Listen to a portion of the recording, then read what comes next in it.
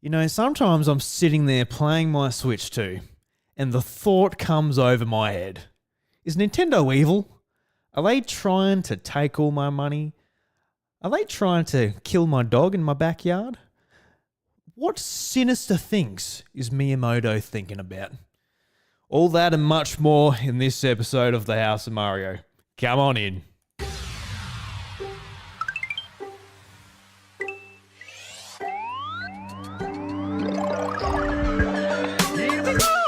G'day everybody and welcome to the House of Mario, the South Australian Nintendo podcast that is backed by a 120 Power Star rating. I'm your host Drew Agnew and the doors to episode 333 are open. Very excited to be sitting here with my wonderful co-host. It's Josh, or JT if you like, and god damn it, I do like JT. How you going, mate? Drew, very well, thank you. Listeners, hello, welcome to the show. Bit to talk about tonight. Bit of a contentious topic, I must say. Batten down the hatches, everyone, because it could get a little bit messy later on. We'll see. See what eventuates. Who knows what sinister activities will uncover. Yes. What is this company up to? My dog. Yes. And I'm looking forward to getting into that. But Josh, you've had a day off today, public holiday here in Australia. Love just to hear how you've been. Not everywhere. Goodness gracious. I feel like listening to like American podcasts and you check your feed and they don't have an episode out. So, because it's a bloody public holiday. They don't have public holidays all the bloody goddamn time this time of year. Like, what, you got Thanksgiving, you got this, you got that. So, do you guys even go to work? Yeah. Over here, though, we had what was it, Labor Day? Something like that? Labor Day for most states in Australia, yes. Well, it was Labor Day for me because I went to work. So it very much was Labor Day. But that's all right. But did you have a good weekend? I know that you went to Oktoberfest. You had a few beers. I know you were looking forward to that. So, yeah, how'd that all go? Yeah, pretty good.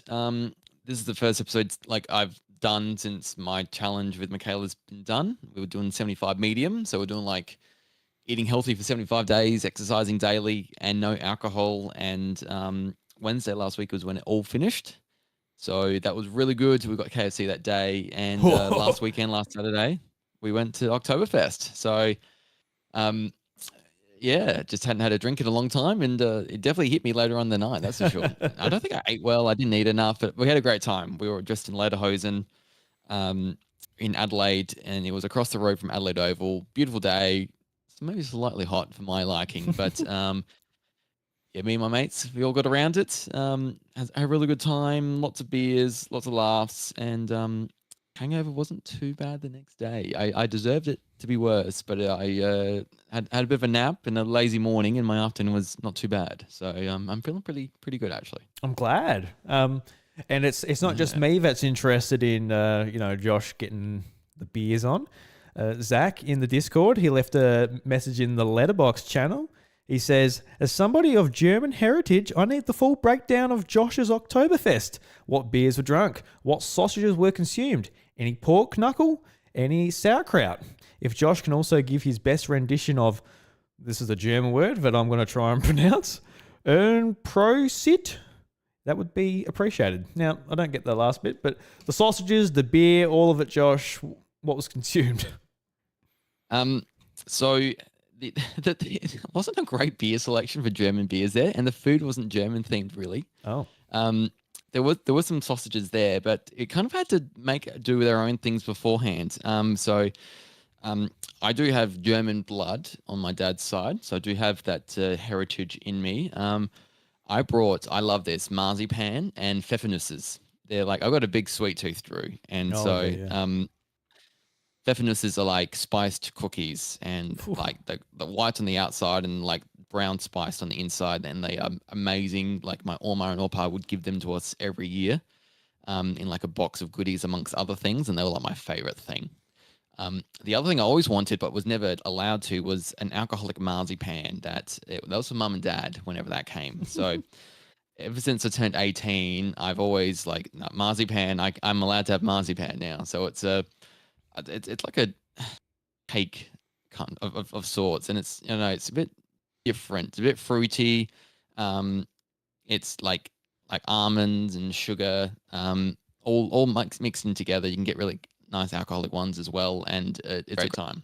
So, um, amongst that, my mate brought some German beers, like some really like 1 liter long neck kind of beers. I forget the name of it, but the beer, like it's a good beer because it's from Germany. But also, the year that the company founded was the year 1050, so they've nearly been around for 1,000 years. This German beer company, and culture. Am I right? We don't have any of that in Australia. In terms of 1,000-year-old beer companies, we've got other culture, obviously, but not for beer anyway. So, the Aboriginals didn't brew their own beer, no. they didn't make the beer, I don't believe, or anything like that. But yeah, very different culture. But we don't have 1,000 years of beer making in Australia, at least. So, yes, yeah. So we had a really good time.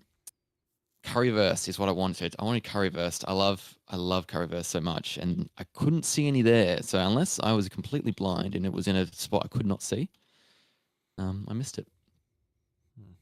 Well, that sounds great. I'm a little little bit jealous. That sounds great. Like I know whenever we go to PAX, there's that German bar just on like the Docklands right there, and it is even if it's not German beer, it is just fun to get like a 1.5 liter just pint of beer just to drink. Yeah, it's like correct. It's way too much, but for me these days, it's like it takes a lot to fit in my guts. I love it. I love it. It was yeah, really good time. I had a lot to drink. Apparently, one stage I mistook a urinal for a hand wash place. So oh no, dude. I saved it before it got too bad, but I did missee it. That would be the funniest thing, just seeing Josh leant over this urinal, just washing his hands. Why isn't it working?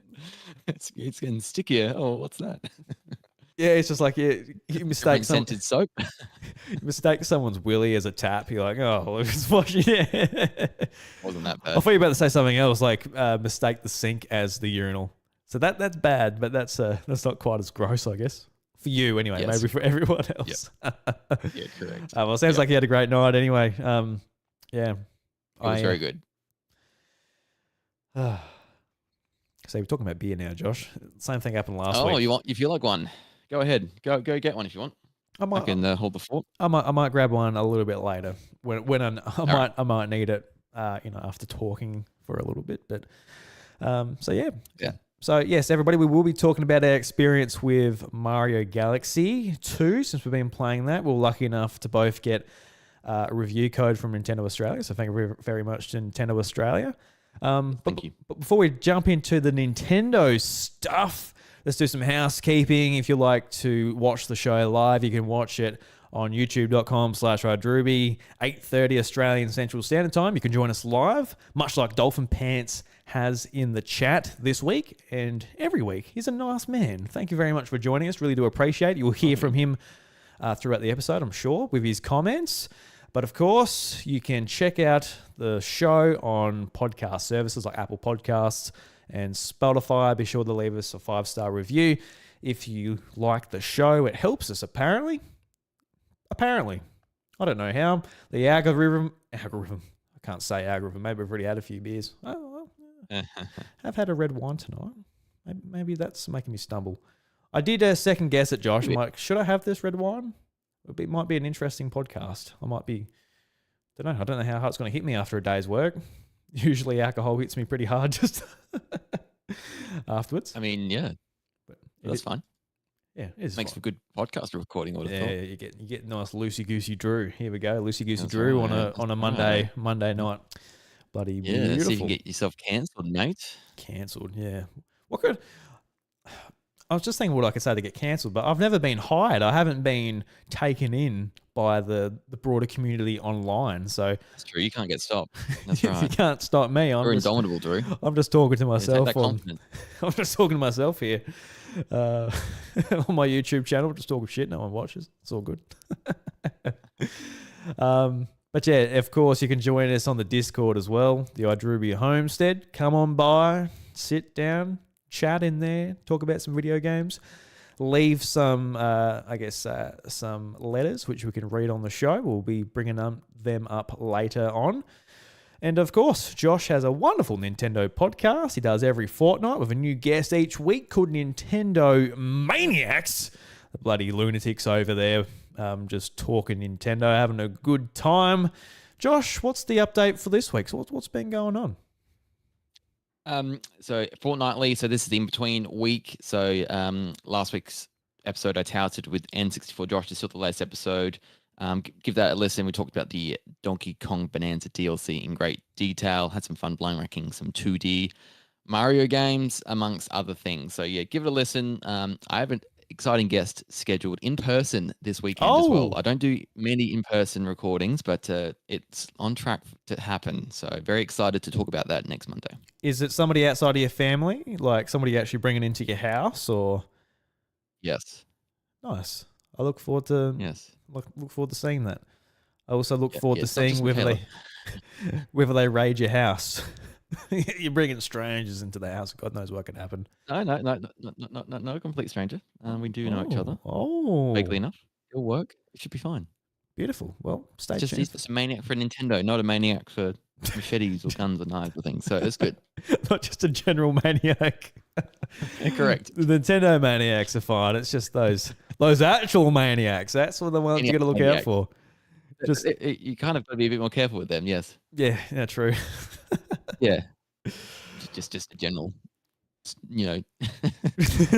advice out there. Someone's listening to the show like, oh, that's great advice. Thanks, Josh. So you never know what advice you're going to get from Josh of Nintendo Maniacs. You just never know. All right. Let's talk about the topic of the show. I thought about this, Josh, because we got a comment on, I guess, our VOD last week. And I'm going to bring it up now. This is what basically spurred this on. We got a comment from Magic Bite on our YouTube VOD. And he said, "You guys seem chill, but seriously, let's stop supporting Nintendo, please." And I read that. I'm like, oh, well, it was pretty... it was pretty nice. We need to stop recording then. Yeah, that's right. Our podcasts are done then. Yeah. Oh, sorry, everyone. Yeah. Shit. That's right. Fuck. All right, bye, everyone. It's been nice. Magic Bite said, stop. We got to stop. Shit. It's funny you said that. I actually froze a little bit. I'm like, oh, did I stuff something up? The Dolphin Pants let us know that the video is broken or something. But yeah, you're right. No, quite. So yeah, I saw that, and like there's also like on my YouTube feed, I'm getting a lot of videos being like saying like, oh, Nintendo is evil, Nintendo's terrible, Nintendo's this, and there's just been a really sour sentiment around some aspects of Nintendo basically since the Switch 2 was revealed. A lot of it comes from the pricing, which a lot of people are sour on, but there's some other things as well, which a lot of people aren't happy about. And it seems to flow on to other people, like, people like Mr. Byte here, basically saying like, hey, look, you guys can't support Nintendo. You can't play Nintendo. You can't enjoy the Nintendo product you guys bought because, they're bad. They're bad people. They're bad organization, et cetera, et cetera. And while I do appreciate Magic Byte saying please, I will say straight off the bat, just mind your own goddamn business, all right? I don't know if you listen to the show or you're just a passerby or whatever. I do appreciate the comment. It was very polite. But I think that's the main thing to keep in mind is just whether people want to support a company that you like or you don't like or whatever. I think it's great to put your 2 cents out there, especially when it comes to your wallet. Don't buy the products, all of that. Let your voice be known through just the support of the actual product in general. But when people get a little bit antsy and start pushing it on other people, not saying that Mr. Byte did, but maybe worded a little bit different. Maybe it could have pushed that way. So I guess to start things off, Josh, have you seen any of these videos from like, I guess a few content creators and stuff out there who have been like, I guess riding the wave of people not being happy with Nintendo? So a lot of, I guess they're getting lots of views, so they just keep on riding with it. Because I'll go to YouTube now. I'll find a video, for example. But just for you, yeah. Have you like seen much of this online, or are you a sane person and you're not looking in these corners of the internet? No, no, I definitely see more these days, especially since the Switch 2 got announced and the prices being a lot higher. So, those high prices and high, not just for the console itself, but for video games, that's kind of, left a few people quite sour, really. And, especially with these increased prices, and then you bring Mario Kart World, which kind of splits a lot of people. There's a lot of people who love that game, and a lot of people who don't like it and can't see how it's worth the price that Nintendo's asked. And so I think a lot of those things are sort of simmering and have brought it to the boiling point of what it has been now. And so, and then it seeps through with the whole tariff situation with, amiibos and accessories. They're like mouth-wateringly expensive, especially in the US. Like $30 for an amiibo is pretty crazy, and makes Australia's look quite affordable in comparison. But it's a complicated issue. You see the profits of Nintendo's, financials looking very, very good, and I think that exacerbates everything as well. Yeah, for sure. And that's where a lot of, I feel like we all feel that way, whether you're a fan or you're a passerby or whatever. The prices, they do suck for some of these things. Like after the last Direct, when I saw the prices of the Amiibo, it was very much like, oh my God, I didn't even think they could be that much. But here we are. But there's some other things too, where like the price of the actual Switch to itself, that doesn't really offend me too much in the scheme of things.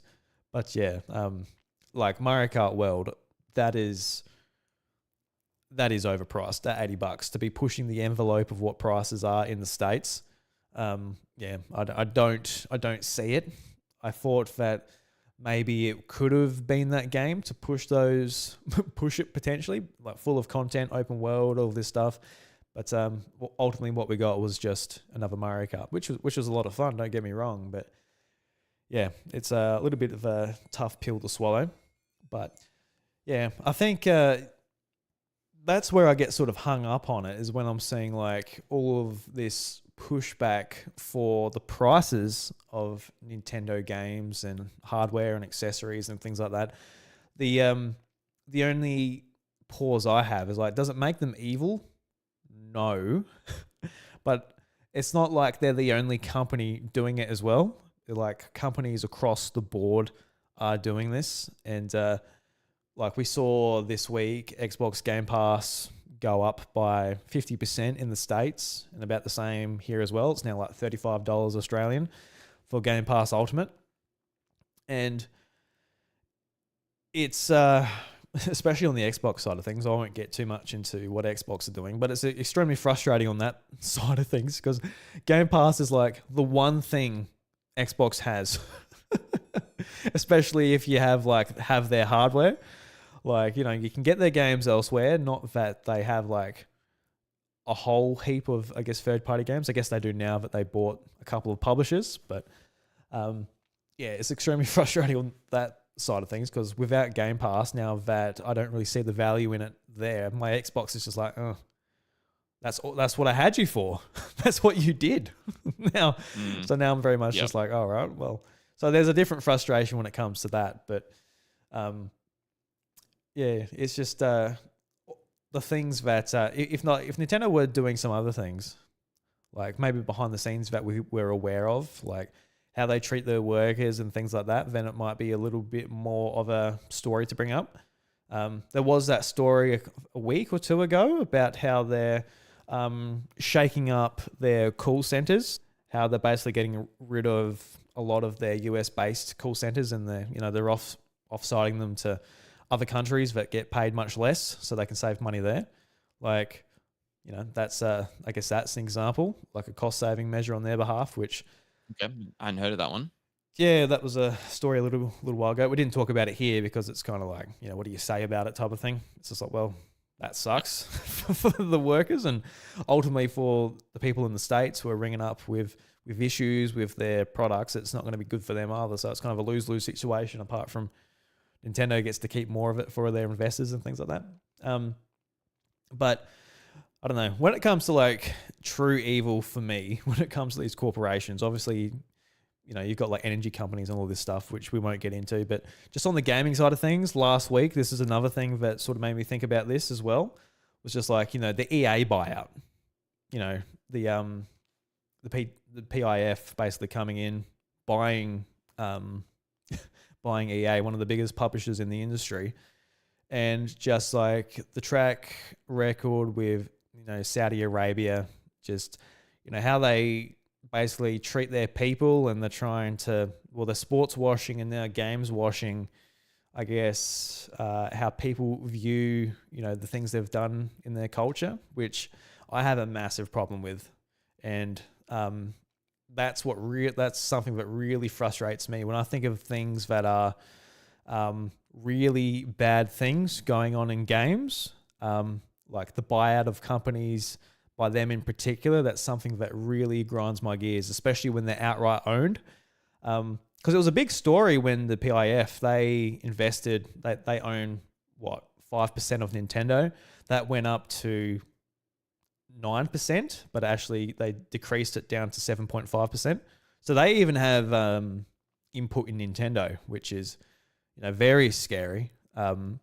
Just like every time you buy like Donkey Kong Bonanza, you're like, oh, I'm putting money towards this I don't know, this beheading or something that's going over there. It's not quite that black and white, obviously, but yeah, that's I don't know. Maybe I've got a different sort of scale of how I think about bad things. I think about somebody charging a lot for a product that people are ultimately going to buy. Yes, that's very frustrating. But yeah, this EA thing, I'm like, oh my God, like I don't think I can buy an EA game knowing that, because it was the same with like Fatal Fury, for example. That's 100% owned by the PIF as well.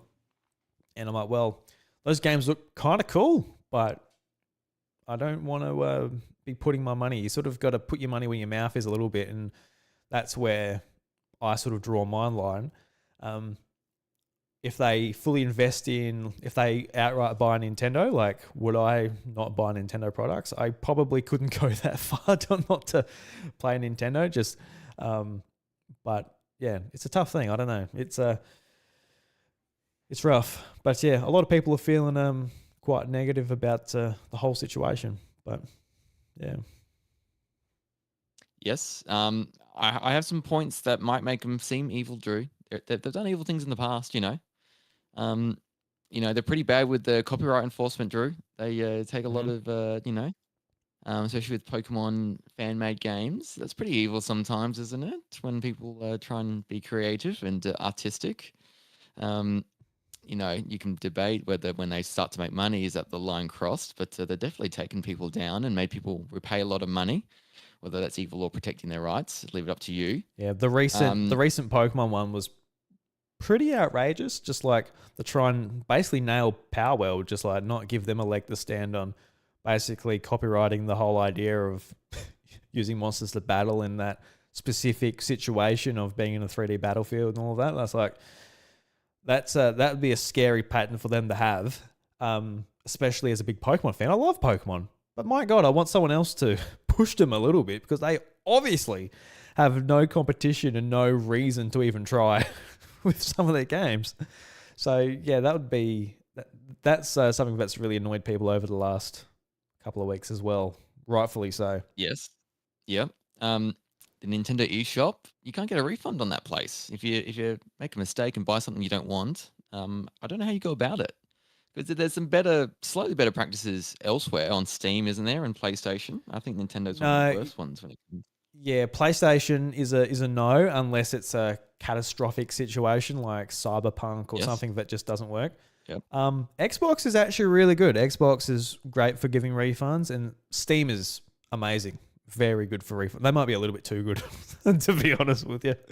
You just like play, like, nah. But it is pretty important for Steam though, because like, it might just not work on your computer or something. So it's like, oh well, it's not like Nintendo where it's like it will work on your Switch, probably. Yes, it's been made for that. Yeah. So Yes. But yeah. there's the behind the times in a way, and you could argue the whole cartridge situation. They've offered to developers and publishers it has to be 64 cartridge or the game key card, and the avenues that goes down because it leads them to go fully online, and they make more money out of that. So you could argue slightly evil there. You know, uh, oh, I don't know. I don't know if there's evil or not. I've just written things down. I remember like the Smash Bros tournaments, things like that. Sometimes I take a bit of a passive stand on these things and don't do sides. Is saying nothing evil or not showing anything. I don't know. Just bringing up some questionable things I can remember here. So, but yes, and that on top of the pricing and the tariff situation with what they've been making money on top of everything else. Yeah, and there's a few points I think that people get a bit mad about. Yeah. No, like that was a good one about the Smash tournament. They basically like shut down a tournament to do their own and all of this type of thing, which it's just really frustrating for everybody involved. Which are like, we're just trying to play your game, bro. Like even at Evo, where like you couldn't play Smash Brothers there for years because Nintendo wouldn't allow it. It's like, man, we'll be advertising your game. Can you just let us do it? Look, let us have it. Yeah. Yep. Yeah, but but Nintendo loosened their grip a bit. Then a lot of the players got accused for doing things with underage people. Then they're like, no, fuck it. They pulled it back in, which is like, oh dear, you blew it. There was things going wrong everywhere. Yep, yeah, not just Nintendo. Yeah, it's like you blew it. Yep. You blew it. You blew it for all of us. Thanks for that. Yes. Yep. But Drew, this company is so family focused and making people happy with their experiences. So it makes you question whether you can call them evil or not. They've been led by people like a Water in the past. He's evil. Corporate leadership. He took a pay cut when the Wii U was doing bad, and didn't want to fire people. He knew it was management's fault for how things had gone. That's a very noble thing to do. They've definitely not wanted to fire people in the past, and they're in a way slower to hire talent, but they kind of retain them. So I think that's probably a more sustainable, better way to go about it, isn't it? Instead of randomly hiring people while the grass is green, while things are really, really good, and then you realize you've probably overdone it. They go about it a really, really nice way. They don't make violent games. They don't do games that make you want to, or people could assume could make you want to do bad things, like a GTA and all the bad things that happen in that. They make some very fun gameplay experiences that everyone can enjoy. So, yeah, there's some cheer there to be had with Nintendo, that's for sure. Yeah, you're right. Every shooting in the States where it's just like, they're like, oh, it's not the gun. I'm definitely not saying that's the case. I'm not saying games are doing. I'm saying people think that might be the case. Yeah, that's right. This is usually like the Republicans or something always want to blame the game or blame a game or some media or something. It's like, well, Nintendo's never in that conversation because never done that. Donkey Kong got big fists. He's got a coconut gun, but it's very slow reloading, so there's no damage. Yeah, correct. Yeah, because like I certainly have my frustrations with Nintendo, especially I guess over the last couple of years. But we've switched to like I've had a lot of frustrations as well. Just I guess we're talking about the pricing of things, but even the thing like the gold coin, I guess reward system on the eShop going away. That's really frustrating. For every purchase you make, you get some gold coins back, and you can use them for a discount. Yeah, that was a really great system. That was honestly the best reward system on the platforms that I play, because if I bought a game on PlayStation or Steam or even Xbox, get nothing really. I guess PlayStation had PlayStation Stars, but that wasn't the same thing. You didn't get the same type of money back and things like that. But yeah, that was great. Just saving up $20 when you get basically a couple of small indie games on sale for free. It was always a great incentive to buy games on that platform. But now that that's gone, I'm kind of like, well, I don't have to be loyal to you. I'll go and buy it where I want that game. Yeah, not that 100%. not that it completely made my decision of where I purchased the game, but yeah. So like that's frustrating. Another thing as well, just I feel like we've talked about it plenty before, but just not having like, I guess, control over your games necessarily when it comes to like how you want them to perform on Switch 2. You're very much at the mercy of the developer to be able to like put a performance patch or something out there, which is something that I've found quite frustrating because I don't mind paying $1 or something for a Switch 2 edition patch. I'd rather not, but I guess if that's what you have to do, you have to do. But a lot of them just aren't there. So oh well, I won't do that. So I don't know. I've got a lot of frustrations with Nintendo, and I feel like maybe some people like Mr. Magic Byte might be commenting on the video being like, these are just like Nintendo apologists. But I feel like people like you and I, Josh, we're big fans of Nintendo. We've been playing our whole life. So even the small things that annoy us, it does add up. So I feel like, people like you and I are more maybe vocal about it than maybe people that just like, look, that's too expensive. I won't worry about it. This feature isn't there. I'll play elsewhere. We want to play on Switch. We want to be like playing as many games as possible on our Nintendo platform.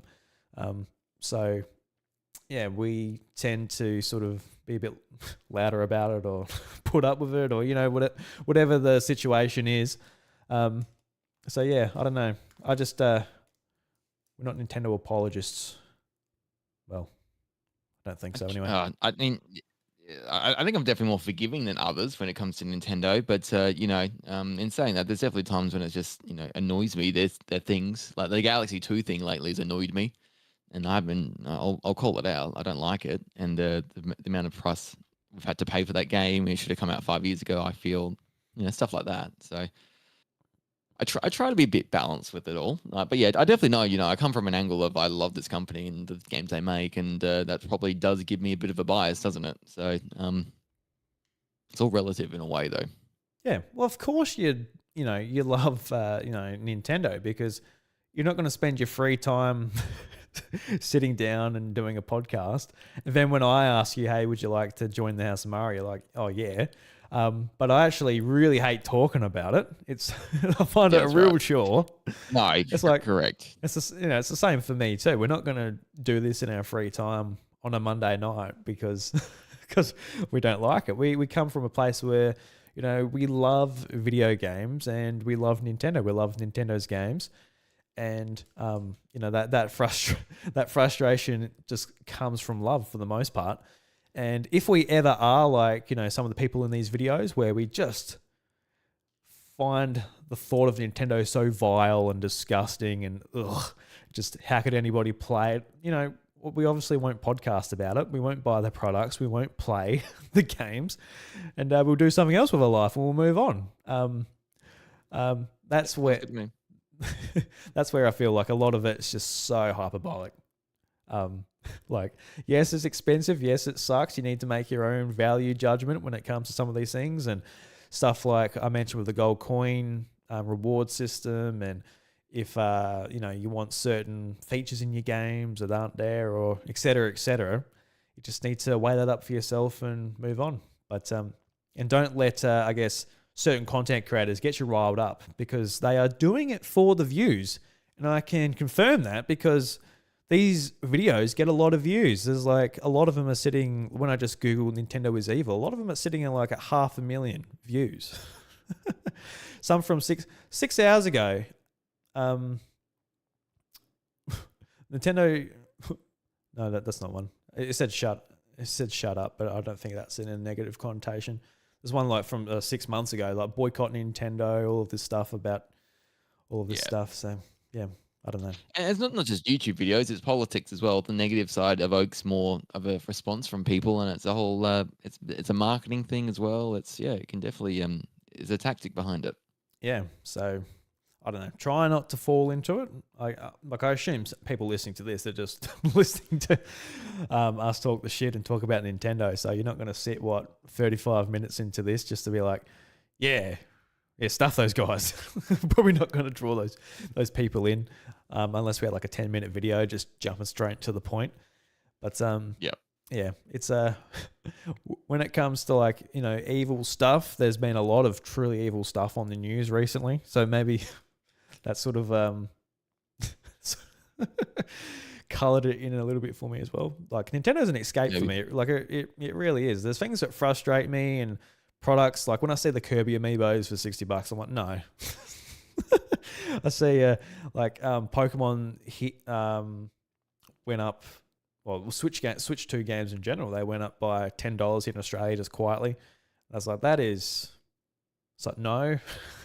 For playing on that hardware, like it's a $90 game. That's rough, dude. That's rough. But yeah, there's a lot of other things that obviously playing into that. But yeah, like the other day, I was at work. I was feeling a little bit anxious, a little bit just like a little bit nervous about some things going on. I was listening to music and podcasts. Wasn't really distracting me all that much, and I had my AirPods in, and I'm like, I tell you what, the thing that will cheer me up and sort of get my mind off of it, I went to Nintendo Music and I put on the Super Mario Galaxy 2 soundtrack and I listened through the whole thing at work. And listening to that work, it just cheered me right up. It made me jolly. It really got my mind back on the right place. And, that is ultimately what Nintendo is for me. It is just like just a happy place where it is like some of my favorite and the best games coming out, and obviously the massive back catalog of games as well. So yeah, it is. If you're like you or I, Josh, or other people listening, you might be so in the weeds of just all this news going on and everything, all the prices, all of the, whatever Nintendo's up to that week. You're so in the weeds that it's just like, you see all the bad things. Whereas like a lot of people were just like, man, this is just my little bit bop jump around game with the kids on the weekends, and it's just a bit of fun, man. Just I was thinking any more than that. Yep. There's so much other shit going on. In depth than that. Yeah. Yep. But yeah, I don't know. That's ultimately, I guess, how I feel about it. Yes, there are a lot of I'm frustrated by Nintendo a lot, but yeah, to be this frustrated, to call them evil or something like that, that's a bit hyperbolic in the end. Don't know. Do you have any closing statements about it on your side of things, Josh? Yeah. I wouldn't call them evil. Definitely some practices maybe lately that you could probably think, a little bit more capitalistic and monopolistic maybe in parts. But overall, they do bring a lot of joy. And, if you're measuring the joy aspect of it all, it definitely would favor not being evil, that's for sure. But that doesn't mean we don't call out things that we don't think are good for consumers. So anti-consumer stuff should always be, try and call that out. And voting with the wallet's one thing, and other ways to do it online or, letting them know is another good way to do it too. So, yes, no one's ever really off the hook, and always good to keep that in check. Yeah, because Nintendo, I hope they're a little bit nervous about a repeat of the Wii U. Just like, we can threaten them with that a little bit. Like, hey, you remember this shit? We'll do it again, goddammit. You cannot get a Switch 2 in Japan still. It is absolutely crazy just how well that thing's still selling. Yeah. Doing very well. It must be frustrating. It really must be frustrating for someone who's like, man, that is bullshit. Then you just see how well it's selling. It's like, God damn it. Like, it would be frustrating. It would be good to put them in their spot a little bit. Just a little bit. Just so they don't come out with $60 amiibos and things like that. But maybe for some other product that isn't the Switch 2, we can do that for. Yep. Oh well. All right, let's move on. Nintendo's evil until more evidence is shown. But I guess Magic Byte, if you're listening to this, thank you very much for the comment last week. Really do appreciate it. If there's anything that we missed, which I'm sure there is. I'm sure there's some sinister thing like Miyamoto pushed a kid on on the sidewalk on the way to work because he was in a hurry because he had to get to a business meeting where he was trying to green lights Mario Galaxy 3, but he got there late. That's why we never got Mario Galaxy 3. So, I mean, that could have been a possibility, but maybe not. Who knows? All right, Josh, I'm excited to hear about your toy. You went to the Adelaide Toy Fair today. You said you picked some things up, so I'd just love to I want to live vicariously through you. Just Thank you. you know, how was the day? See any neat stuff? What did you pick up? I'd love to hear what went on today. Yeah.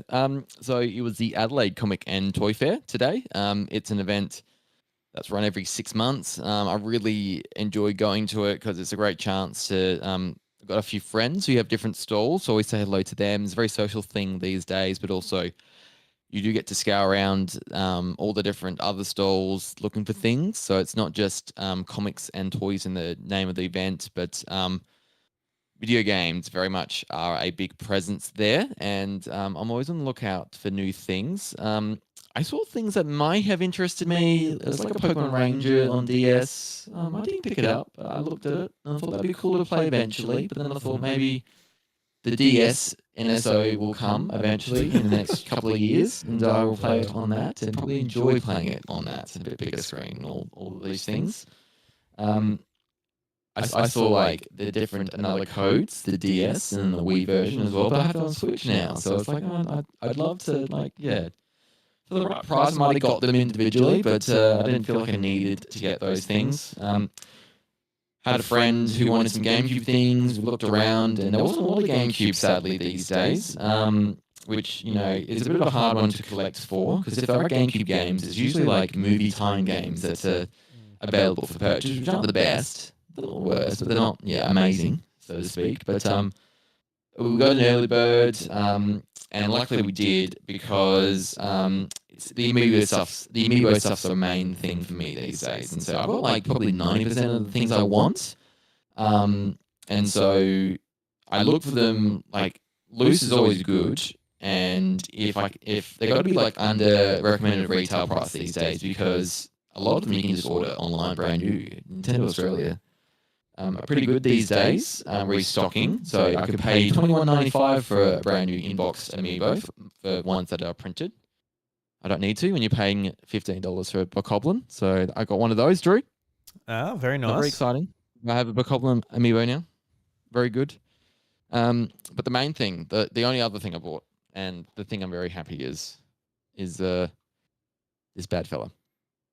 A massive Detective Pikachu Amiibo. Oh. Look at him. Very cool. It's a big boy. The name's Pikachu. And I'm what you might call a great detective. There it is. Is he even in focus? Not really. No, he's not. He's huge, man. He's absolutely huge. Like you pick it up, and you kind of laugh at first. I'm like, this can't be actually the Amiibo, and it is. It's bloody massive. It fits in my hand like that. Yeah, it's a cool one. Very yellow. I did pick it up at launch, that one. So yeah, it's. You did? I feel like the big ones are cool. It is nice to have the bigger ones. Apparently the Mario Galaxy ones are going to be that size, well, a bit bigger too. So that's pretty cool. Yeah. Why is this one bigger, Drew? Why is there a massive Detective Pikachu for some reason? I don't know. I don't know why they opted to make Detective Pikachu a big boy compared to the rest. Yeah. I don't know. Maybe they just map detailing at the bottom. I like that. It's a nice little detail. But yeah. It's finding a little bit endearing. I wonder if they just wanted to charge a bit more, so they just made him a big one. I don't know. Maybe. It's a bit random, isn't it? Just like you have all these Amiibo, and this is big, just huge Detective Pikachu. Just fuck off, massive one. Yeah, I don't know where I'm going to put him. I'm really out of room again. So I do need to reshuffle my display cabinet a bit. I think I can move a few plushes out of the way. He's not that big. And get some more. He's gonna get a whole new shelf for him. That was a little bit. He's massive, Drew. Come on, he's big. So I'm going to, I need to move some things around because I don't really have a spot for him right now. So you usually get sometimes you come away with boxed Game Boy Advance games or Game Boy games. Didn't get anything nice and juicy, boxed. Didn't feel like spending that cash. Ooh. Yeah, so the games I mentioned, they're the ones I thought about the most. So like Pokemon Ranger, then the Another Codes. But yeah, not quite. There was a Master of Disguise on DS, the Warrior game, Hmm. which I do not have, Did you but I thought about. how much were But like those yeah. DS games like Pokemon Ranger and Wario and things? Ranger was 70, so I probably should have picked it up at that price. It's quite cheap. Is it? Jesus. Yeah, I looked online, it was, but yeah, even then, they're kind of like yeah, because I didn't know if I was really going to play it straight away.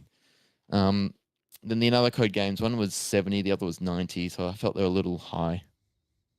There's Epic Yarn that did tempt me a little. There was Punch Out for $60, Oh, the Wii one, but yeah, is 60 that cheap? bucks. Are you That's probably shitting cheap, isn't me? it? That's like $100 game. There you go. Because that's one of the. I've got a few games on Wii which are like expensive. Everything else is really cheap, but it's like Yeah. it's like you and a couple of mates got me Pandora's Tower. That was one of the expensive ones. For my birthday a couple of years or Yes. year I can't remember. Was it a year ago or a couple of years ago? May 30th. Yep. So yeah. Then there's Punch Out and Xenoblade Chronicles. Like I think they're around 80 or 100 or something like that. Yeah, so 60 would have been. I saw one for 160, and then the other one was 60. So that was probably 60 would have been the price to get. Yeah, nice. Yeah, because that would be good. But all of my Wii games are just in a box in storage. Got nowhere to put them, so probably not the best. If I was there, probably that's why when you ask me like, oh, would you come up for it? I'm like, look, I really don't need any of this stuff right now. Yeah, All good. and I don't know, and so I think that's kind of my thing as well. Like I think that there's Amiibo for the right price, and the ones I really want. Yep. Other things at the moment I'm gonna have to think a bit twice about these days, and so but that's all right. I didn't leave wishing I bought Punch Out or anything like that. So Yeah. I was happy with the ones I picked up. So yeah, So yeah, you made the right choice. Don't have to yeah. don't have to cave to the pressures. You got your Amiibo, you put them on the shelf, and you're happy man. Yeah, well, I got a lot of cool things already, and I honestly do think Japan still ruined me a bit with hunting for things. That's true. Yeah. What was your Didn't experience have claws there? over there.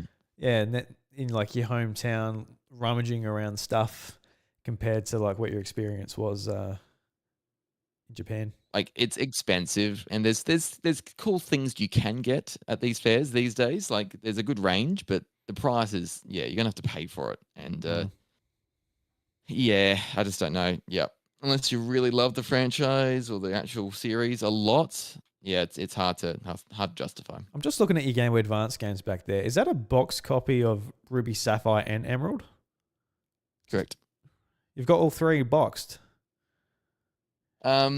Michaela does, so Ah. they're part of our collection now. But yeah, she had them boxed.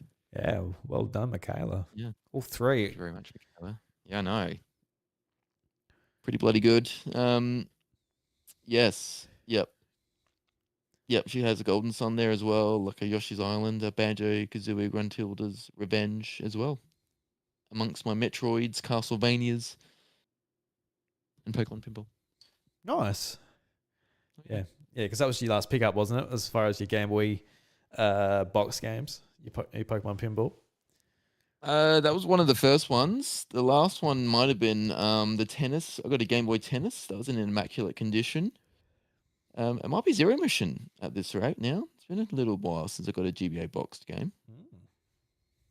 Oh well, have to scratch that itch again soon, Josh. Where's that $500 purchase? I would have the mother. I got the mother 3 on GBA in Japan. So that's the one I got last time. You got a nice And Kurin, which is a very fun game.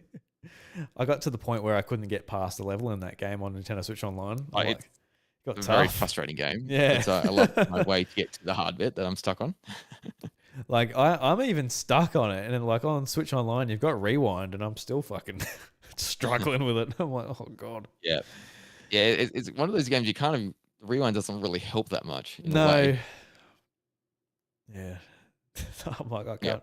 I thought it would be like a quick game. I felt like it take me like 2 or 3 hours or something just to do the game, but I got stuck. I'm like, oh no. And that was when I was trying to like, do my 50 games or something like that. Whenever the Switch Online or Game Boy Advance games first come to the service, and when it launched, I'm like, this will be a quick little fun puzzle game.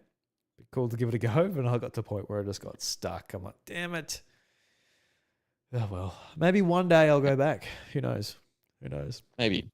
I'll see how we go. Yeah. All right, Josh. Let's talk about some Super Mario Galaxy 2. Came to Switch, and I guess through that it came to Switch 2 last week on Thursday as part of the Mario Galaxy plus Mario Galaxy 2 pack. You can get them individually on the eShop as well for $60 each, or $90 if you want to buy them both together. Josh and I were both provided a code by Nintendo Australia, so thank you very much. Gave us the opportunity to check these games out. Josh, what's your experience with Mario Galaxy 2 over, I guess, the last couple of days, the weekend? Don't know how much time you've had over the weekend, but how have you been going with it? Yeah, I think I've got about at least 15 stars or so. I have not played Galaxy 2 in a very long time. It's been over 10 years, I reckon. So coming into this, kind of forgetting a lot of the galaxies, a lot of the worlds. And like, it seems stupid to say, but like it's very much just more of Galaxy. It's the sequel is very, very similar to the very first game. So that's been fun getting through that. I do think Galaxy One's better still in a way. I don't know. I'm still early on and I still want to play through it, but I just really love being on Rosalina's, ship at the start, and I don't know just how that world map sort of works. Whereas Galaxy 2 goes to a normal, more traditional world map, how you progress like top down kind of thing, which is fine. I don't even the start of Galaxy 2 seems a bit more derivative because you're kind of like the very first game you're sort of wandering through the village and it happens and the castle gets uprooted and the cinematic's very cool. Whereas in this one it's kind of like, I don't know, 2D storybook side scrolling, which I don't know, seems a little backwards in a way and more of the same in terms of the same thing happens. So yeah, it kind of like it's not unique enough to me in that regard. But yeah, like definitely like I remember Galaxy 2 getting harder and being more difficult towards the end. So I'm sure I'll get to that and probably enjoy that a bit because at the moment it's a bit of like, okay, I know what I'm doing. It's pretty derivative at this stage, but there'll be some really good platforming later on. And it's quite different coming from Bonanza where everything's so hectic and like there's so much to do and see and you're kind of like cross-eyed a bit but really enjoying it, whereas this is a lot more structured. Like, you just need to go here. Collecting the coins don't really matter too much, or the star bits that like they do, but not as much as all the Bonandium gems you need in the end, or the gold, or really you do need that towards the end of Bonanza. So really nice to go back to it finally, even though it should have been 5 years ago. But Drew, this game looks amazing, doesn't it? I kind of got taken aback by how good the 4K upgrade is for the Switch 2. It's pretty like nice looking at this game. Yeah, I think that's the biggest thing for me because a lot of the time, like since the game was announced, I'm like, it's a Switch game. I don't want to be playing this at 720p on a handheld, just stretched to fit that 8-inch screen on Switch 2. So when Nintendo did that overall trailer, being, hey, look, there is a patch for Switch 2, full resolution on Switch 2 and obviously 4K on the TV. I'm like, brilliant. Like that is exactly what I wanted. And since I was so disappointed, I was so happy to find out they'll actually, utilizing that new system I bought with their new re-release of the game that they're releasing for $90. So I'm like, cool. So, because I know, Josh, you were a bit disappointed, like, it's expensive, there's no new content, and I feel like I wasn't disappointed because my expectations were in the gutter, and they brought it up to exactly where it should be. I'm like, oh, well, so I wasn't so as down on it. But it's really Yeah. interesting what you say about Galaxy 2 because you are so right. Because playing playing Galaxy 2 like first before Galaxy 1, I'll go and play Galaxy 1 whenever I get to it another day. I don't plan on doing it anytime soon. I'll play through Galaxy 2 and we'll see where we go from there. But the problems I had with Galaxy 1 is just like the observatory. It was so convoluted. Like it wasn't that interesting. It wasn't that fun to really like play in necessarily. It wasn't like Peach's Castle where, if like, especially at the time, it felt like you explore and you could try all these different things. The castle felt like, you're exploring different areas, the basement, et cetera, et cetera. But I felt like the observatory was just like, all right, by the time you've got to go up into the towers and take the teleporters to get to like some of those later levels, it was just like a pain in the ass. I'm like, how do I get there again? But with Galaxy 2, they streamlined it. They cut a lot of the fat from Galaxy 1 and it allowed you just to like select the level, go to the wheel, go to the world select, and it is just like a traditional 2D Mario game and you're off to the races. And I did like how like this like Starship Mario, how like all the characters come back to the hub world and you're growing it as you're going on. But 15 years later, a lot of the Mario games they do that very similar thing where it is just the level select. It is like Bowser's at the start. Rosalina doesn't have a prominent role in this game.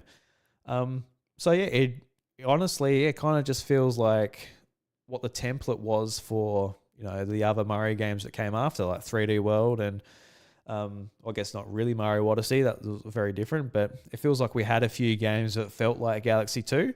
Whereas it'd be interesting to go back to Galaxy 1 and be like, this truly feels like just like a different game, just because of how the hub world works, how you select your levels, the stuff in between what you're doing as well. So yeah, I'm interested to just see what my thoughts are if I go back to Galaxy 1. See if my thoughts change. Yep. Like, Galaxy 2, it might just be like a more generic game with the Mario Galaxy mechanics, but Mario Galaxy might, just with the story and everything that's going on around it, it might have a very different feel going back to it as a old man compared to a little boy, little boy Drew, getting this game Yeah, Christmas 2007. pretty crazy. Like I've never been so obsessed or excited for a game as I was for Super Mario Galaxy. So yeah, I do look on that game a lot more fondly than probably 2 because I loved Galaxy and everything about it, and I do love Galaxy 2 as well. But the first one always had that special place in my heart. So yeah, like I, I kind of always went into this 40th anniversary for Super Mario Bros. Hoping that I kind of half expected, we talked about what we thought would happen. I said they'll do Galaxy 2 as the bare minimum, and that's what they've done. And they've done a little cheeky thing of including Galaxy because you can't actually buy it right now anywhere, because you couldn't, you had to be quick, 35th, to buy it with 3D All Stars at the time, and then that was your only chance to do it. And so, that kind of stuff I don't like. And, I would have felt better if they definitely had DLC like they did for Super Mario 3D World, where they had Bowser's Fury.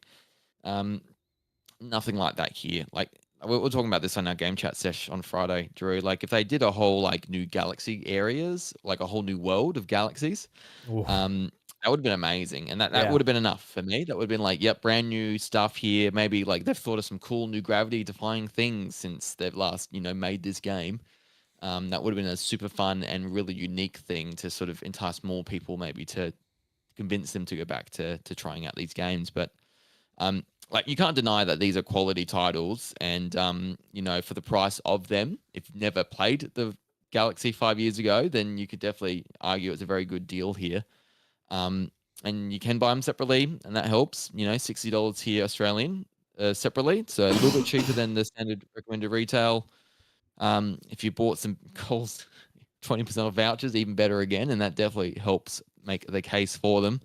But it's just the visual upgrades. There's some storybook elements different in Galaxy 2.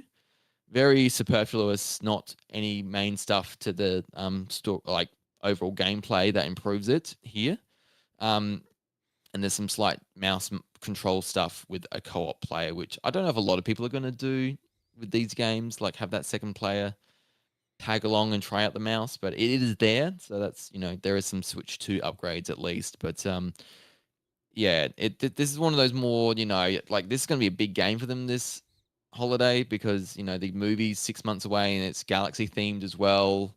There's Amiibo coming out, which aren't for another 6 months, story. I like.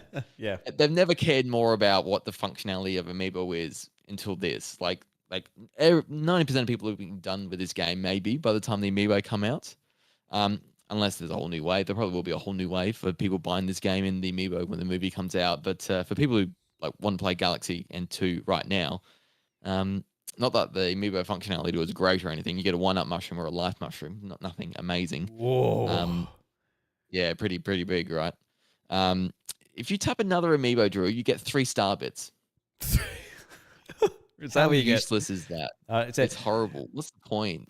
You get star bits everywhere. I just don't. It's silly. Like the Amiibo functionality has never mattered. Like this is the least it's ever mattered right here and right now. Yeah, it's like just give us the figure, man. Don't even worry about programming them doing anything. Like, don't worry about it. It's fine. just give us the statue. That's all we need. Yeah, I didn't know because I saw Amiibo in in the menu. I was I had no idea they put Amiibo functionality into the games, but you can get those 1-ups. So good for you. Yep. I did notice I saved and quit the game. And then like the next day I come back, play at the game. Your lives reset in this one.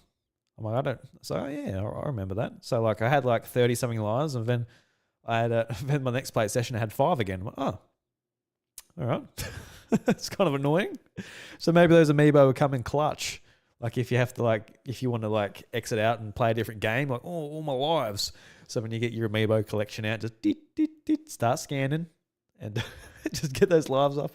If you're going to tackle a hard level or something like that, which might be necessary. But yeah, I got to say, the visuals look great. This game looks really good.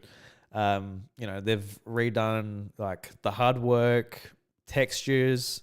I think I saw a screenshot from Digital Foundry or one of these YouTube channels where they compared Peach's eye, and it showed how much more detailed and crisp Peach's eye was.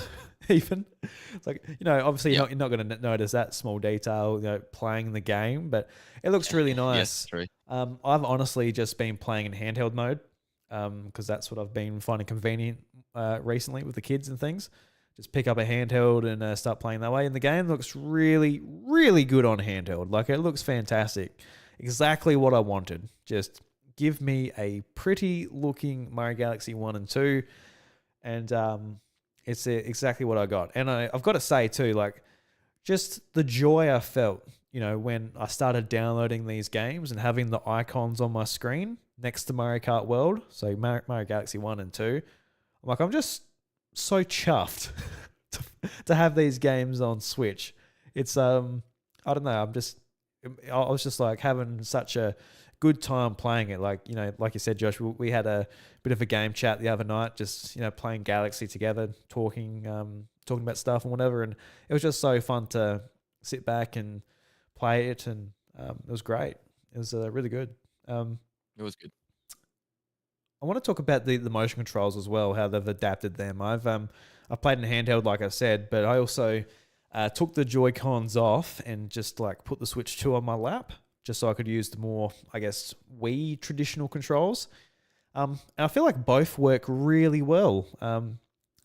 In handheld mode, you can press the right bumper and it recenters your, I guess, what the Wiimote pointer would be.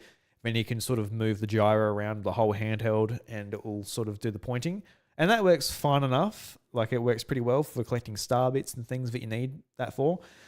Doing the Yoshi levels where you control his tongue and you've got to do some quick grabs and things like that. That's when it becomes a little bit more tough, a little bit more demanding on those controls, which aren't like pointing a Wiimote or a Joy-Con at the TV. But just for, I guess, the more traditional gameplay, it works well enough. I really did like taking the Joy-Cons off though. it's like a better version of the Wiimote, which was really great. I loved playing, I guess, Mario Galaxy 1 and 2 just with the Wiimote. And I didn't have any problems with like doing the shake to do Mario's spin, which is his melee attack. Pretty much like a very important like move in this game. But in this, you can either shake the Joy-Con or you can just press the Y button. And I feel like that works great. And the pointing seems to, work well enough as well. It's not as satisfying as the Wii because you're not pointing at the TV necessarily. And it's not as fast. But yeah, it works well enough. If you really want to use the Wiimote, I guess you got to go back to the Wii. And, there's some concessions that come with that, I guess. Not as convenient. Bit blurrier, but also not $90. So there is that. Yeah, that's right. It's good enough. Definitely not. Yeah, like that preciseness of the Wii motion controller is not there. And I'm pressing that R button to reset it a lot. Yes. But it's handy enough when you like get shot out by the star and you're kind of like trying to find those star bits, the extra little thing in between landing on the planets. It works well enough. So, like one thing was like the Yoshi, like getting them to like, you got to highlight it to like, get the tongue out, things like that. That got a little annoying after a while, but it's a pretty good job they do. So I think, yes, it's still the best way to play it, especially normal way with a pro controller. That's definitely the way to do it. Yeah, I didn't play with a pro controller. I assume it works the same way as like handheld mode, but yeah, very much. Yeah, so yeah, I'm pretty stoked to have these games on Switch 2. I'm pretty happy with the performance and how it all looks, and I'll play through Galaxy 2. And I always wanted to 100% Galaxy 2, but I got to a certain point and I just stopped playing it or whatever. So I never actually 100%ed it. Have you 100%ed Galaxy or Galaxy 2? I have Galaxy 1. I don't remember if I did Galaxy 2, but I'm pretty sure I would have. I need to check that. I've got my version on Wii. I need to double check that. You want to check that old save file, yeah. Do you see yourself trying to do a fair few stars? What's your strategy as far as you go throughout the game? You're doing as many stars as you can before you move on from a level, or you're just getting the bare minimum, moving on? What's your sort of tactic? Because I think for me, I would love to go back and clean them up, but we'll see if I have time. There's so many Nintendo games coming out, let alone other games coming out. So I don't know how much time I have just with Galaxy 2. But yeah, what's your strategy you got going on?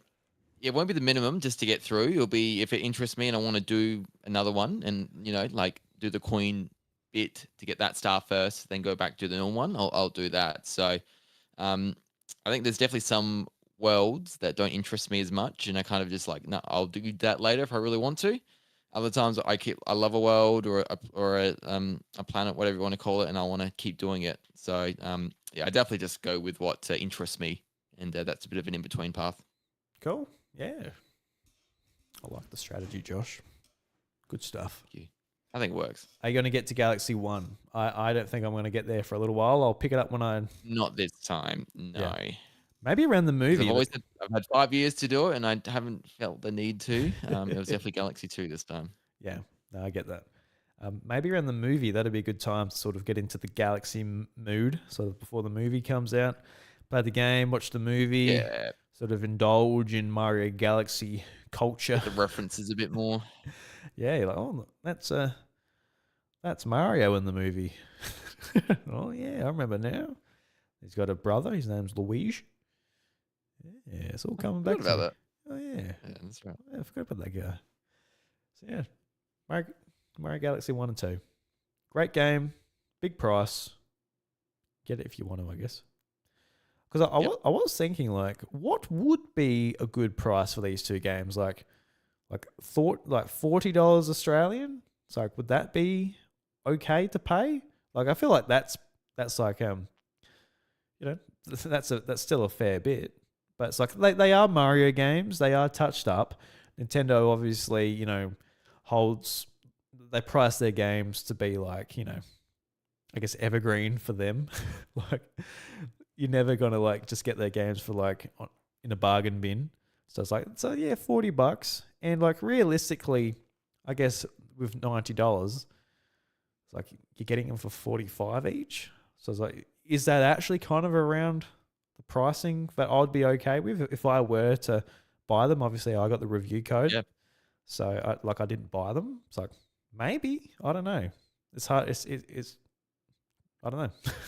It just might be the Like, sticker shock yeah, of the $90. I don't know, but it's some quality games at least. So they're very, very high in quality. So yes, so a lot of people's worth is definitely going to be yeah, coming into that because yeah, they're great games to play, and plenty of people would pay that and more, and they will to do it. yeah.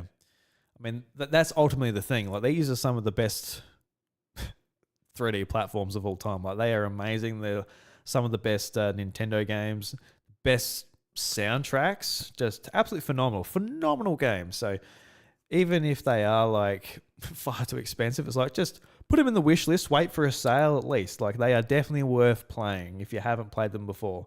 If you have played them and you have your Wii still hooked up, that's like set up and that, well, that's great. Save your cash and don't worry about the HD, I guess, features and things like that. But um, I feel like you consider like Skyward Sword, like Legend of Zelda Skyward Sword. That was an $80 game. It's like that was one game, and that game is not as good as either of these two games. So I was like, well, don't know. Yeah, like oh, it's like pretty amazing, unique Mario games as well. They're very much in their own sort of placing as well. They're not the collectathons like those like Odyssey is. Not like that hub centric area like 64 and Sunshine are. They're kind of in their own different area, and they're very unique and cool for that. So a lot of people are going to be playing these for the first time, and they're in for a great time. And I'm jealous of that because they're amazing. I remember the first time I played them. Yeah, I feel like so many people didn't play Galaxy 2, and the idea of people just for the first time having a sequel to Mario Galaxy, like now, just oh yeah, here's a sequel to Mario Yeah, Galaxy. finally doing it now. Yeah, It's like here it pretty is. crazy. Like that is pretty exciting times. So Pretty cool. yeah, enjoy if you are going to play them. But Dolphin Pants in the chat, he said 40 each or $60 for both. So that's Australian, just for people overseas.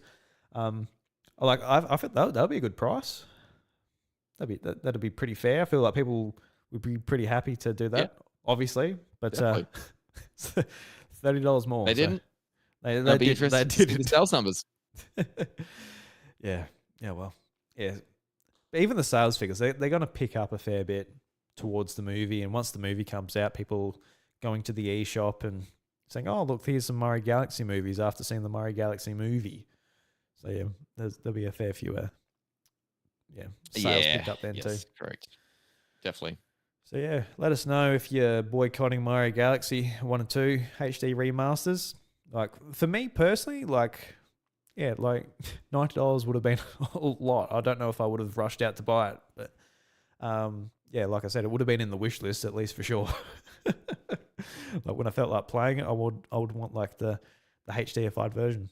And like this game, it just works so well in HD on that OLED. Oh, I was going to say OLED screen. It's not an OLED screen, but you play at 4K on your OLED TV. Just chef's kiss, beautiful stuff. So have you been playing much else, Josh, apart from Super Mario Planeteer? Beyond that, it's been sorry. That's a bird. I was playing Donkey Kong Bonanza. I pressed something on my roadcaster. I don't know if that came through or not. Yeah, but, it's just like I just had like a little fizz. Oh, sorry, that was a bird. I'm like, what? that one. Yep. Whoops. Finger slip. So yeah, Donkey Kong Bonanza. So I'm trying to 100% that slowly, and I'm really loving this game, man. It's talk about it every week, but getting I think got 670 Bonandium gems now. So I'm getting towards 1,000 now. And very, very fun, Drew.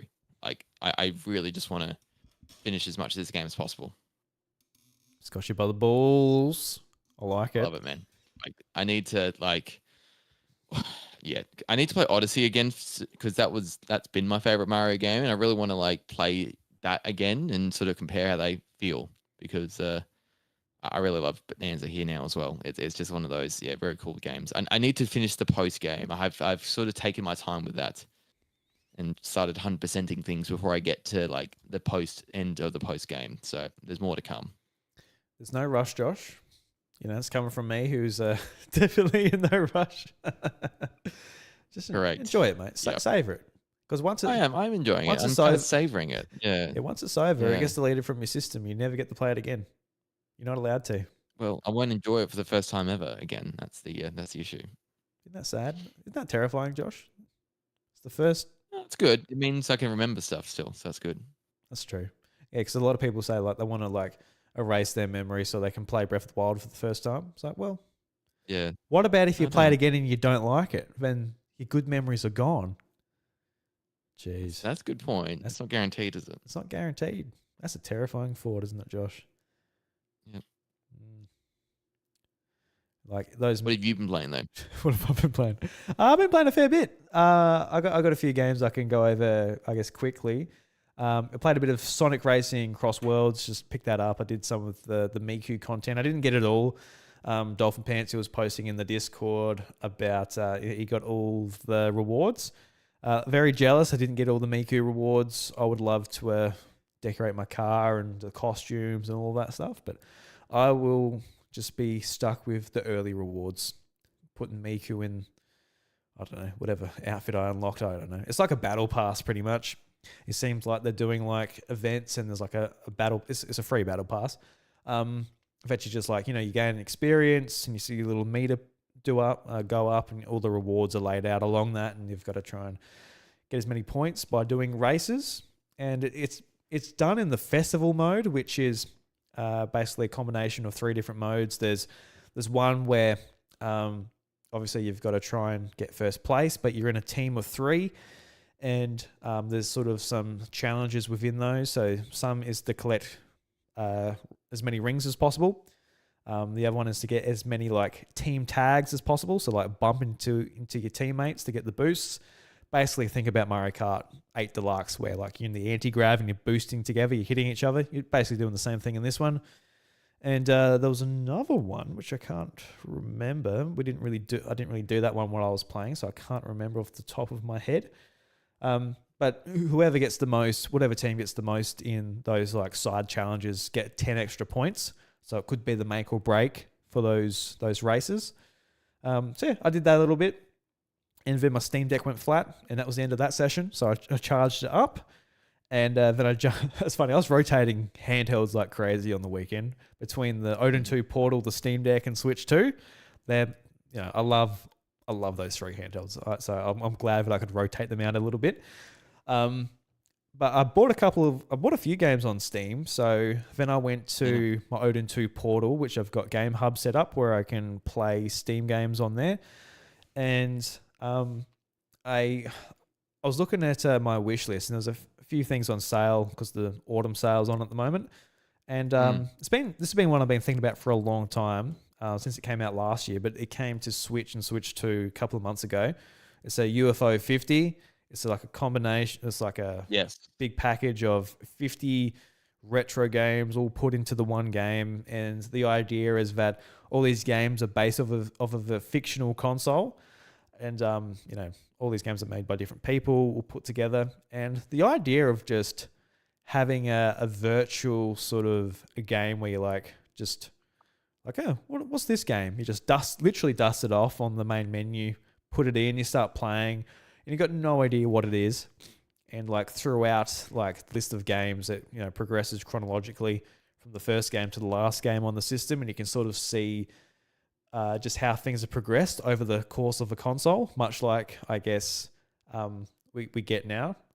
Maybe not with Switch and current PlayStation and Xbox, but definitely back on like, I think about the PS3, like games that came out on PlayStation 3 at launch, very different to the end with The Last of Us. Like The Last of Us looks very different compared to even like Uncharted 1, that like, 2007. Very different. So it's kind of the same philosophy here where I guess a better analog for Nintendo would be, Mario 1 compared to Mario Brothers 3. Like very different. Like you can see how much they advanced over time. And it's very much the case of this where like the first game was, it sort of seemed like a Metroidvania, very basic maps, basic colors. then like you skip a few years and like the graphics are getting better as time goes on. So yeah, I spent a little bit of time in this, and it just I really actually want to try and spend like a fair bit of time with each one. Like this would be a pretty easy game just to be overwhelmed and be like, oh look, there's a lot of stuff I don't know Yep. what to play. Maybe I'll just play Mm. this sports game and have some fun and jump out. But I sort of want to like go chronologically and like beat each one as I go. Maybe not beat each one. Like I'm not going to be too hard on myself. Like if I'm not enjoying it, I'll just move on. But yeah, I kind of like the whole idea of like digging into these little indie retro style games, and especially playing it on like my Odin 2 Portal. Just like it's a lot of fun. So yeah, I really love that one. Downloaded a Nice. demo for Cosmic Invasion, Marvel Cosmic Invasion, which is a beat 'em up Okay. game with the Marvel characters. From the same team, Dotemu, that made the Shredder's Revenge beat 'em up game a few years ago. If you remember that Oh, one, okay. Yeah, so that'd be good. Must yeah. be good. I mean, the game has beautiful sprite art. It is just absolutely amazing. And while I'm not like a massive Marvel fan, I quite enjoy the movies and all of that. Like, but I'm not necessarily looking for like a Marvel game and stuff outside of the movies and all of this to get into. But there's just something about Marvel when like the sprite with sprites, like you're going back to like Marvel vs. Capcom and stuff like that. It just tickles something fierce in me. I don't know what it is. It's just like whether it's just the Yeah, it's retro beautiful. sort of vibe of it or whatever. But yeah. Yep. So yeah, this is definitely one that I put onto my wish list when it got announced. I don't know if it was at a Nintendo Direct or I think it was a Nintendo Direct. Probably. Can't remember. But yeah, relatively relatively soon anyway. But there was a demo, so I downloaded that onto my Steam Deck. And I was outside this weekend. Lucas was in his mud kitchen. He was making some mud pies. So I was making sure he didn't run off and hurt himself or anything. He was busy doing Yep, that. that's it. So I'm like, tell you what, I'm going to get the Steam Deck, and this is the game. I thought it would be not too complicated. I don't have to read anything or start a story or anything like that. Just see what it's No. all about. Press the buttons. So, Yep. it is very much just like a beat 'em up, but you do have that tag team mechanic. So you can select two characters, then you can, swap characters or bring other ones in, do a team attack, stuff like that. I didn't really do any of that. I just let my characters just, when one died, the other one come in. So I initially picked Captain America and Spider-Man. And Captain America was so much fun to play. Throwing his shield was so satisfying. Cool. And doing like his Yeah, nice. jump dive kicks and all of that. Really cool. I loved playing as Captain America. Spider-Man, not so much. Spider-Man was a bit more nimble and things like that, but just didn't have the punch. I just like pressing that Y button. Yeah, okay. You know what I mean? I was like punch, punch, punch, Yep. throw shield, jump kick. Yeah. Spider-Man was a bit like, not He's not not as quite as strong. heavy. No. That makes sense. Yeah, yeah. So yeah, I think I beat the first level and I swapped out Spider-Man for Venom, and Venom is freaking sick. Venom was so fun to play as he's got like the web swing, so like you jump and you can hold in the jump button to a web swing, but then you can press the Y button and you do like basically I don't know how to explain it, but you know how he changes his shape just to like a big mouth, and that's like an attack while he's swinging, and all of the characters have like a melee attack on the A button, or the B button that I was playing on the Xbox layout. But Venom's, he just picks the enemies and just throws them just across the screen, and that's his projectile move. And Yep. it was just so satisfying, dude. Just like picking up like these soldiers and just yeeting them. It was just so good. They're good. So Nice. yeah, I had a ball with it. I don't know if it's got a release date or not. It just says 2025 on the Steam page here. Running out of time. Running out of time. Yeah, that's right. But yeah, so What other characters can you be? I don't know. They're the characters I played as. I didn't look too much into it, but I assume there's a decent roster. I don't know. Rocket Raccoon. Oh, Beta Ray Bill. I don't know who that is. I don't know. Nova Venom. Cosmic, Ghost Rider, Spider-Man, Wolverine, She-Hulk, Philavel, Eddie Brock, Quasar, Aurora Monroe.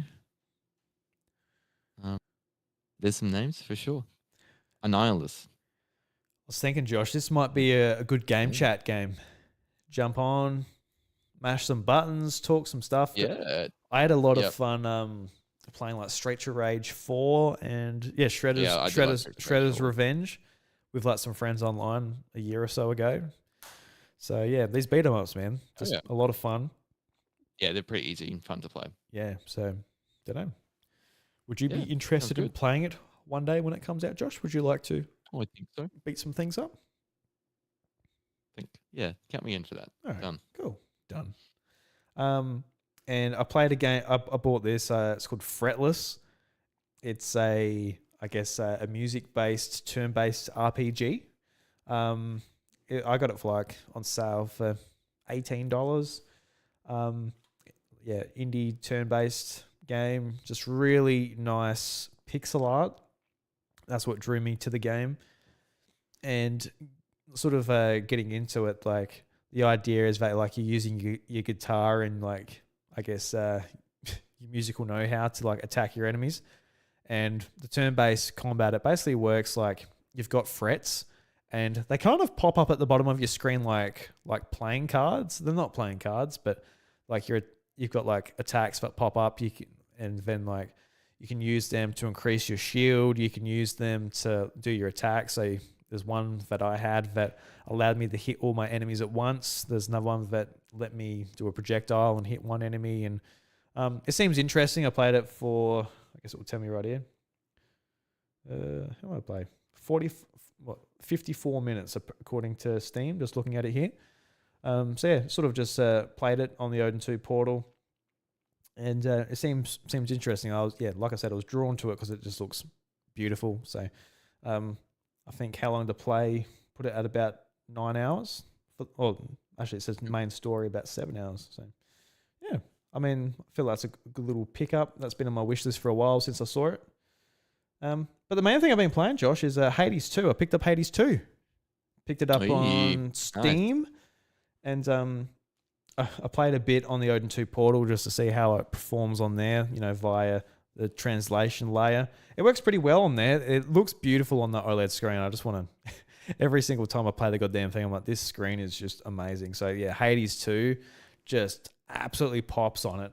Unfortunately, probably the frame rate fluctuates a little bit too much.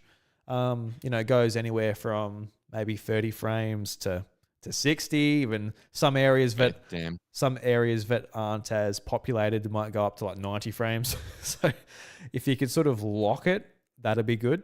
But yeah, I haven't.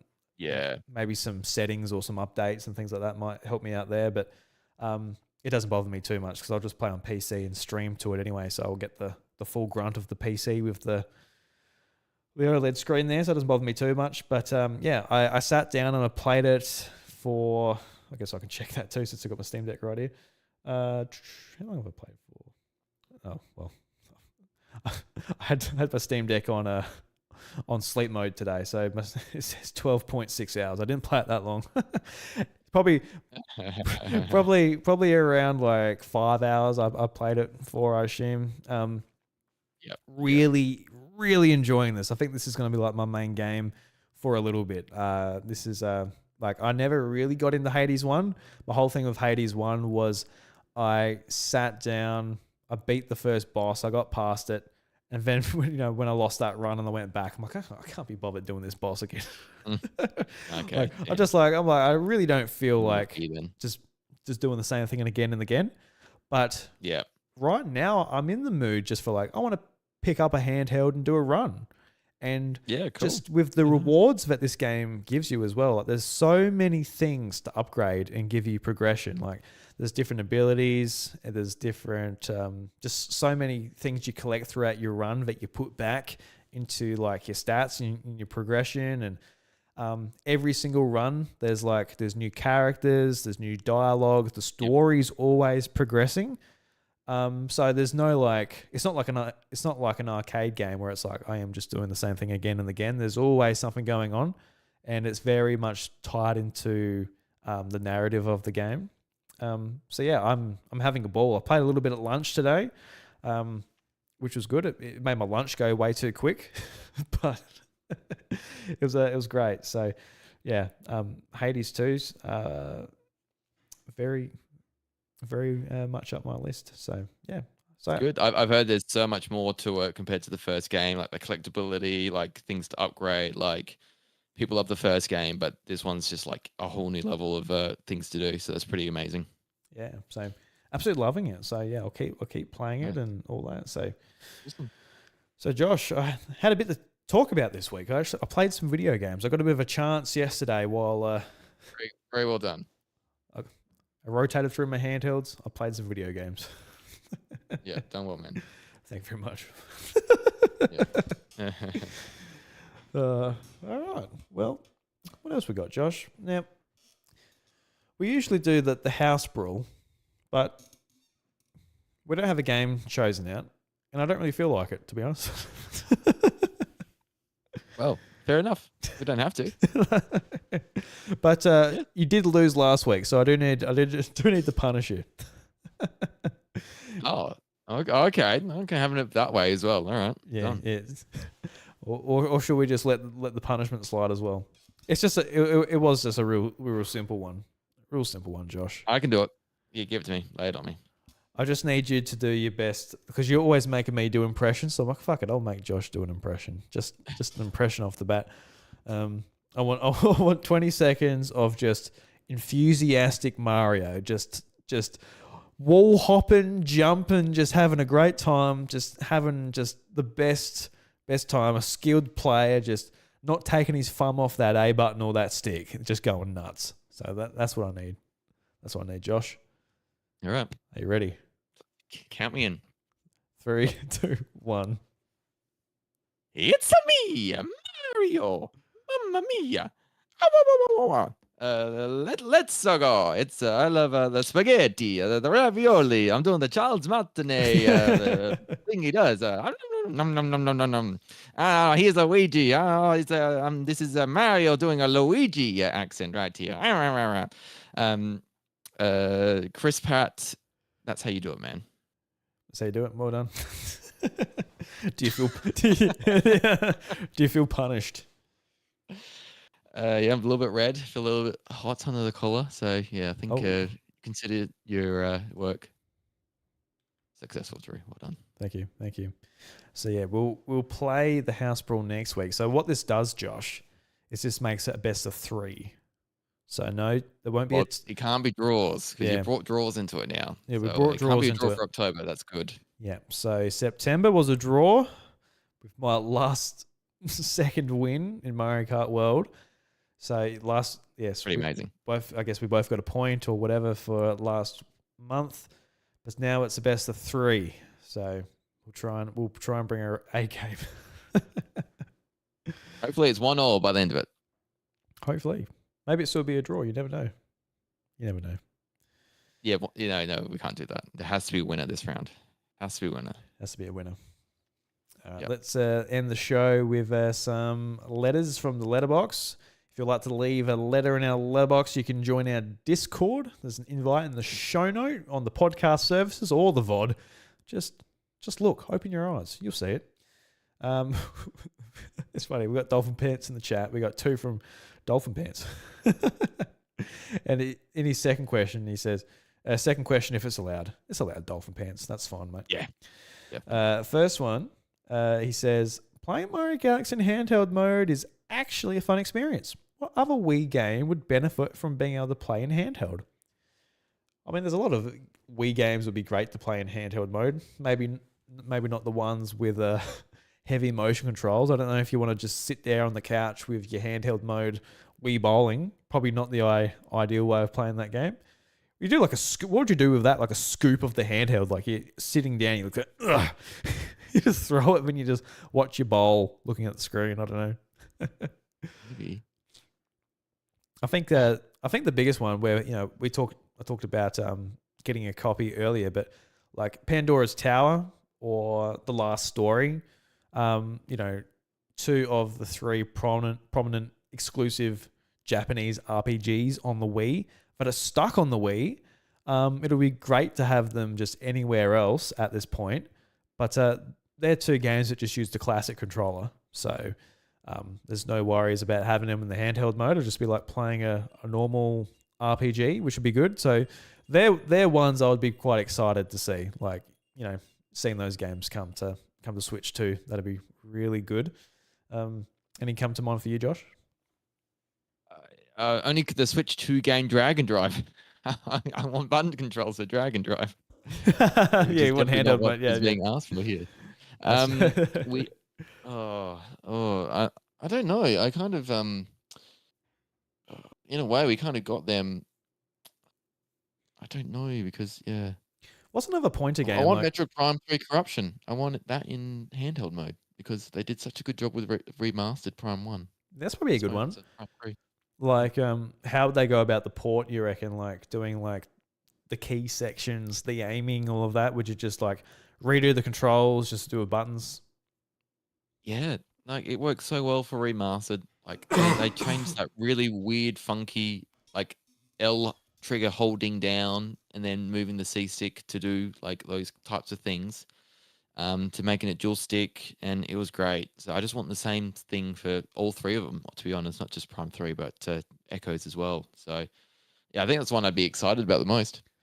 Yeah, and we sort of bagged it out a little bit compared to Galaxy 1 and 2, but yeah, Skyward Sword on, like, that we already got. Obviously, we got that port. But what they did for the motion controls was really important to having people actually play that game, have it accessible in 2000 and when it came out. 22. You're hacking it. I'm not hacking it. Let's just draw that line. What's that? What am I hacking? You're hacking Skyward Sword. I wasn't. Let's just draw that line, Drew. Oh, fair enough. I thought you meant hacking the Switch. I'm like, I'm not hacking the Switch. No, I mean, that's another thing. I'm like, they released that, Josh. They did that themselves. I didn't hack it. You're like, I love Skyward Sword. I love it. I love doing those. I need to play it. It's on my list. It's on my list for sure. Do it.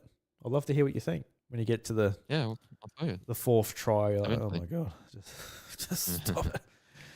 Right. Yeah. And Dolphin Pants' second question, if it's allowed. Did you catch any of Nintendo Live? I watched the parents and kids competition in Mario Kart World because Aussie Nintendo fan and content creator. Let me bring my phone a bit closer. Levins was in it. I didn't catch any of this. I saw people post about it in the Discord. I was out and about that day, so I never caught any of it live. But did you catch any of the Mario Kart World competition going on the weekend? I did not. No, I knew it was on around that time, but I did not. Yeah, because let me go to the news website here. Yeah, I did see a bit about it, but yeah, it'd be interesting to go and just see what competitive Mario Kart World is like, because I haven't really seen any of it, and I've been sort of out of the, I guess what's the word I'm looking for? It's getting late. The whole, I guess, the meta. I'm out of the meta of what's going on in the game, so it'd be interesting to see what people are actually doing, but. When we saw like the Mario Kart 8 Deluxe tournaments at PAX and things like that, it was really cool to see all the different types of people that are playing it, like from little kids to, grown-ass men to, women and girls and just all sorts of demographics and all that are playing it. That's one of the most special things about Nintendo games is just seeing like all the, diverse type of people that are playing them from ages and everything. And I think as somebody with like little kids, it's just really encouraging to see them all get an opportunity. Much like I guess I got an opportunity to do competitive Mario Kart DS at the Connection Tour back when I was a kid. So yeah, I think that's quite special. Dolphin Fans said they did a competitive Drag and Drive as well, so that would have been hell of a thing to watch too. There must be some good people because they've kept playing it and gotten really good at the controls. That's not me because I have not been playing it. Maybe they're just really good at it because they're the only ones playing it. They just automatically win. That would help. That would definitely help. Drag and Drive, Josh. It's the best Nintendo game that's came out this year. Any more questions? No, that's it. Dolphin Pants didn't put another another question in there. I guess yeah, Zach had one at the start, didn't he? He put one in there about your Oktoberfest. Yes. Yeah. Thank you for that. Ein Prosit. Is that the one he wanted me to? Ein Prosit? Ein Prosit? I'm not great with pronunciation, but he did want me to pronounce that. So there it is. There you go. It's probably wrong. Yeah, well, I said it. What did I say? I said earn prosit. Like, I don't know. I don't know what that says. Ein Prosit, I think is how you say it. Swollen. I don't know. I'm going to listen to it. I want to see if I was right. Yeah, Ein Prosit. Yeah, I got it right. Yeah. Nailed it. Look at you. Little German you. Correct. All right, guys. Well, it seems like a good place to shut the doors here. Josh, thank you very much for joining me once again. It was a great time talking with you about Nintendo being potentially evil. Talk about a time of Mario Galaxy 2, the games we've been playing. It was a good evening with you. Yeah, great time. Yeah. Thank you for having me, as always. Thank you very much to Dolphin Pants for the questions and being in the chat tonight. Really do appreciate it. And, like always, if you like to watch us live, 8:30 Australian Central Standard Time, iDruby on YouTube. But that brings us to the end. Episode 333. My goodness gracious, it's been a couple. Some might say it's been too many. All right, we're going to bring up some... No. You, Drew, come on. Yeah, who says that? Yeah, he's not saying that. No one's saying the guy last week telling us to stop because Nintendo's evil. That's the only guy. He's the only one. Yeah, he's like, just boys, that's enough. That's enough. You hurting my feelings, boys. Anyway, this week we're going to leave you with a Nintendo jukebox from Super Mario Galaxy, and it's the Egg Planet track. It's quite a banger, so I hope you enjoy. But until next time, guys, the doors to the House of Mario, they're closed. Catch you later. The House of Mario, a Nintendo podcast, is proudly recorded in South Australia. It's hosted and produced by me, Drew Agnew, alongside my co-host, Josh, or JT if you like. Be sure to check out youtube.com/iDruby, where I share all of my other content and stream the House of Mario live every Monday night at 8:30 p.m. Australian Central Standard Time. Join the Homestead Discord to be a part of our growing community, chat with fellow Nintendo fans, and get involved with the show through our mailbox channel. And don't miss JT's fortnightly Nintendo podcast, Nintendo Maniacs. Each episode features a brand new guest, and if you love the House of Mario, you'll feel right at home there too.